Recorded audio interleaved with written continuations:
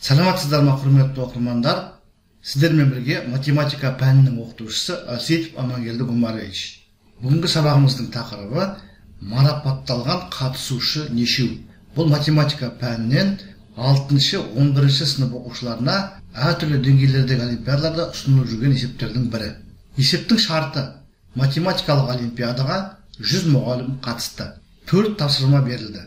Бірінші есепті 90 мұғалім, екінші есепті 80 мұғалім, үшінші есепті 70 мұғалім және төртінші есепті 60 мұғалім шығарды. Барлық тапсырманы шығарған мұғалім болған жоқ.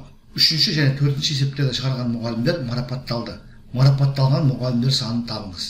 Бір ескеретін мәселе, бұл жерде мұғалім деген сөздің орнына кейбір жағдайларда оқушы немесе қатысушы деген сөз қолданылады. Және тағы бір ескертетін мәселе, 4 есептің әрқайсысын шығарған қатысушылар саны берілген, және барлық тапсырманы шығарған мұғалім болған жоқ. Яғни әрбір қатысушы ең көп дегенде 3 есеп шығарды.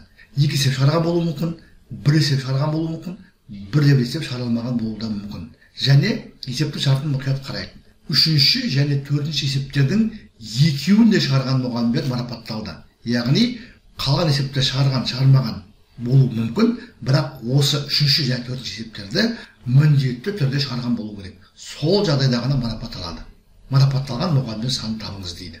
Алдымен барлығы қанша есеп шығарылғандығын табайық. Бірінші есепті 90, екіншісін 80, үшіншісін 70, төртіншісін 60 адам шығарған болса, шығарылған барлық есептердің саны осы 4 санның қосындысына тең болады. Есепті қиын емес, барлығы 300 есеп шығарылған болып тұр. Барлығы 300 есеп, қатысушылар саны 100, әр қатысушы, біздің жағдайымызда әр мұғалім орта есеппен 3 есеп шығарған болып тұр.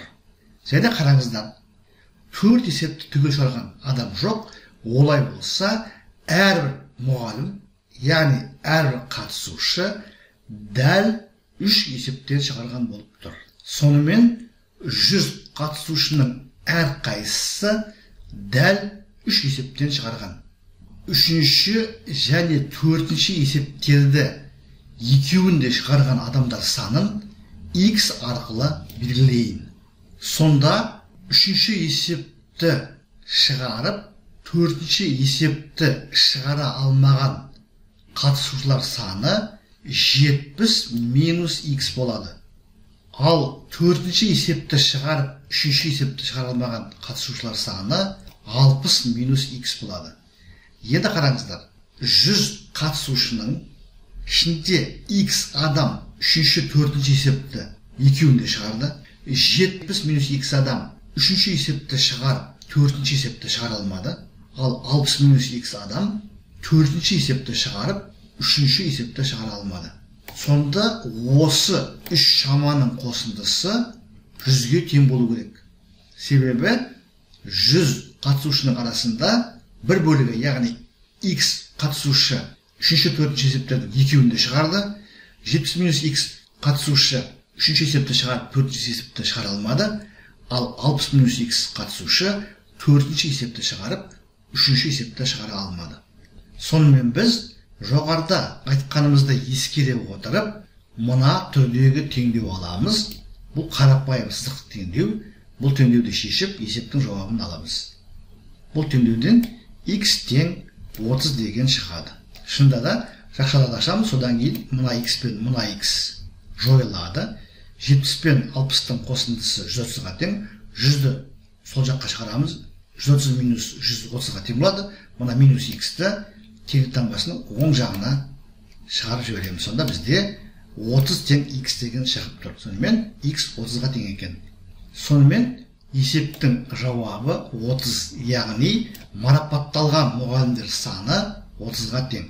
Құрметті оқырмандар, біз бүгінгі сабақта математика пәнінен 6-шы, 7-шы, 8-шы, 9-шы, 10-шы, 11-шы сынып оқушыларына әртүрлі деңгейлердегі олимпиадаларда ұсынылып жүрген бір есепті толығымен талдадық. Сіздерге барлығы да түсінікті болды ғой деп ойлаймын.